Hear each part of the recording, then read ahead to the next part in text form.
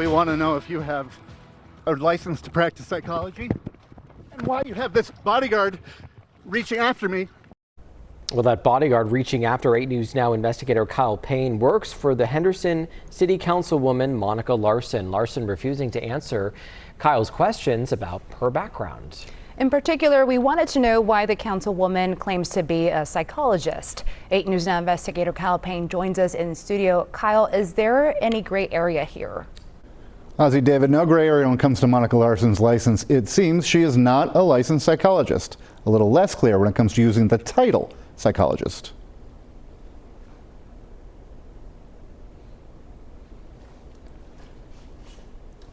Monica, are you a licensed psychologist in any state? A bodyguard got in the way of us finding out whether Henderson City Councilwoman Monica Larson would say whether she's licensed in any state. Have a nice day, Kyle. Instead, Larson had her paid security detail hold me off while she drove off, leaving us with a lot of questions to answer. Is or was Larson a licensed psychologist?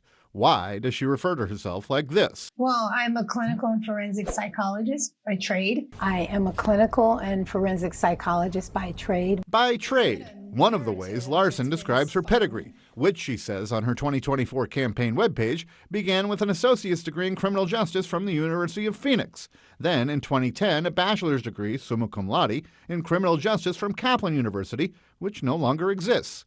A few years later, she says, a master's degree in forensic psychology from Argosy University, which also no longer exists, and a doctorate in clinical psychology from the Chicago School of Professional Psychology's Los Angeles campus.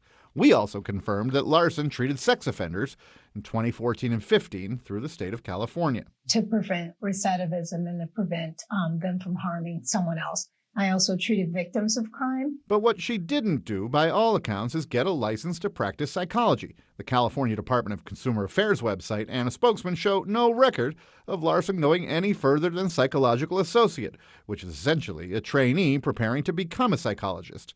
But on various social media platforms, Larson says, plain and simple, she's a clinical forensic psychologist. You absolutely should have a license if you are going to say that you are a clinical forensic psychologist. Nicole Valentine is going on 20 years practicing law in California, 13 of them defending people charged as criminals for violating the state's professional licensure laws. She doesn't know Monica Larson and didn't discuss the councilwoman specifically, but she told us while there are exceptions, saying you're a psychologist when you don't have a license is against the law.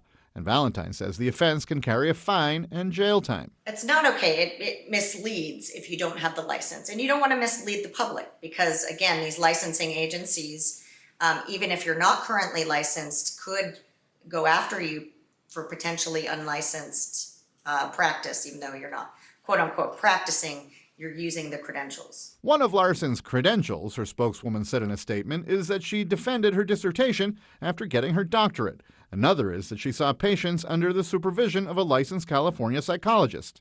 And that psychologist crowed about Larson's credentials.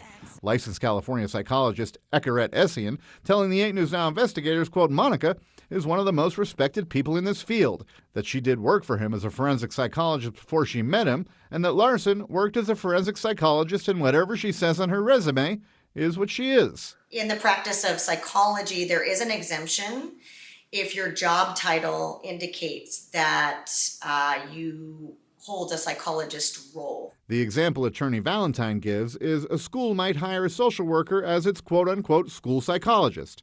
In that case, the social worker can use the title psychologist for up to 5 years. Larson, though, canceled her California Psychological Associate license in 2018. So using that math, the exemption wouldn't apply in this case because Larson continues to call herself a clinical forensic psychologist here in 2025. That's for California. Excuse me, sir, I'm trying to ask the councilwoman some questions. But Councilwoman Larson holds public office. You're the best candidate for this position. Here in Nevada, where she clearly says on her campaign Facebook page, clinical forensic psychologist.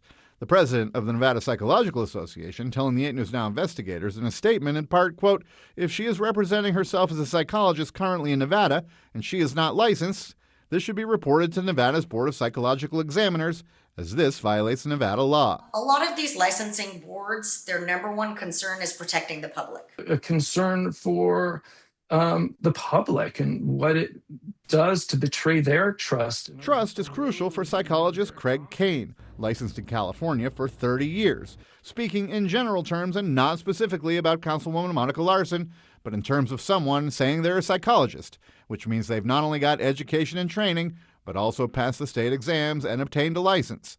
Dr. Kane says, you haven't completed what you need to do to be an effective and competent and ethical professional. You wouldn't want to go see a lawyer that hadn't passed the bar. If you're not licensed, you cannot call yourself a psychologist. That's actually a protected term in the state of California. So really anybody who is calling themselves a psychologist who has not passed the licensing exam, that's just illegal in the state of California and also an unethical thing to do.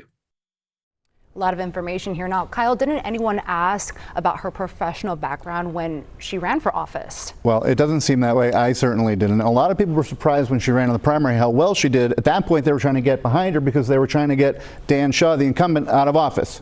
Shaw is gone, and Monica Larson is up for re-election in a few years. Kyle, thank you so much. All parts of Kyle's reports on Monica Larson are on our website, 8newsnow.com, and inside our free app.